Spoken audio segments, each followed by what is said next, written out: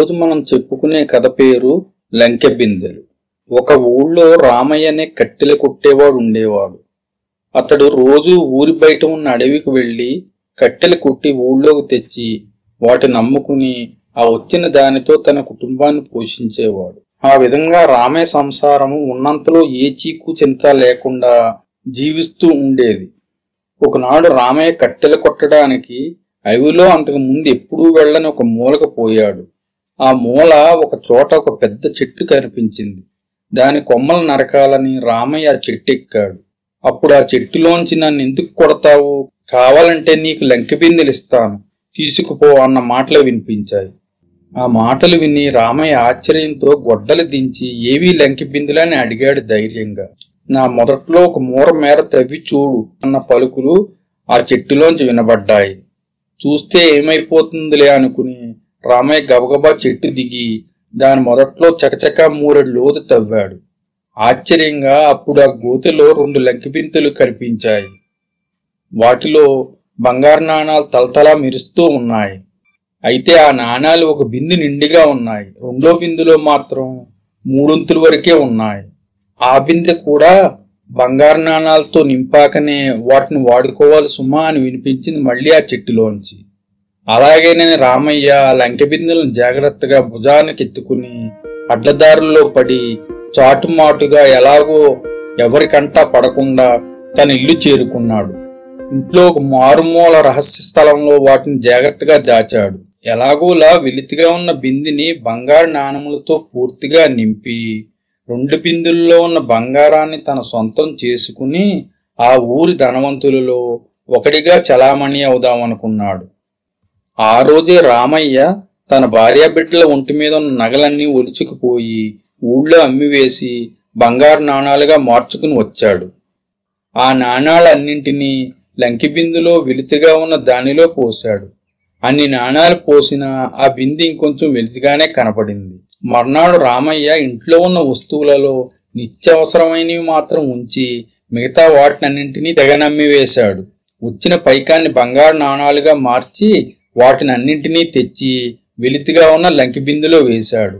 అయినప్పటికీ ఆ బిందె నిండుకోలేదు, ఇంకా కొద్దిగా వెలితిగానే ఉంది. అతడు తనతో కొడుకులిద్దరినీ కూడా అడవికి తీసుకుపోయి పూర్వం కంటే ఎక్కువ కట్టెలు కొట్టి తెచ్చి అమ్మసాగాడు. వచ్చిన సొమ్ములో వీలైనంత తక్కువ తీసి వాడుతూ మిగతాదంతా బంగారు నాణాలుగా మార్చి వెలితిగా ఉన్న లంకె బిందెలో వేయసాగాడు. ఆ బిందె నిండుతున్నట్లే తోచేది తప్ప నిండేది కాదు.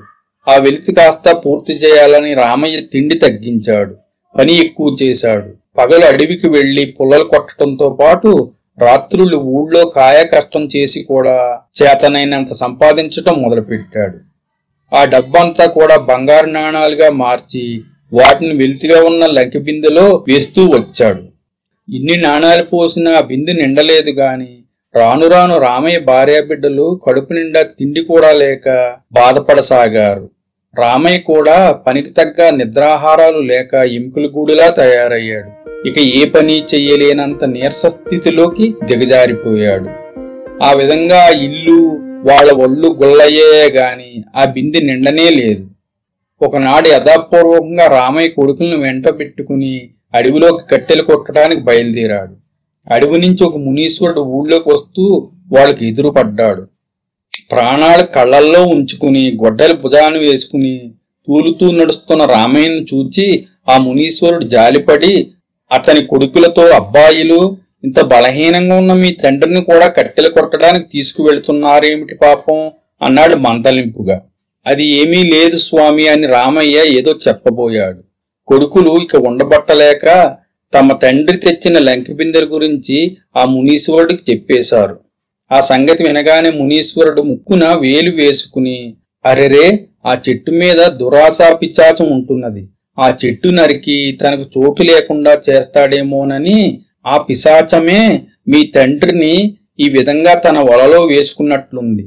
ఆ బిందెలో మీరెన్ని బంగారు నాణాలు వేసినా అది నిండుతున్నట్లే కనిపిస్తుంది గాని నిండదు ఎప్పటికీ. ఆ విధంగా మీరు సర్వనాశనం అయిపోతారంతే అని అన్నాడు.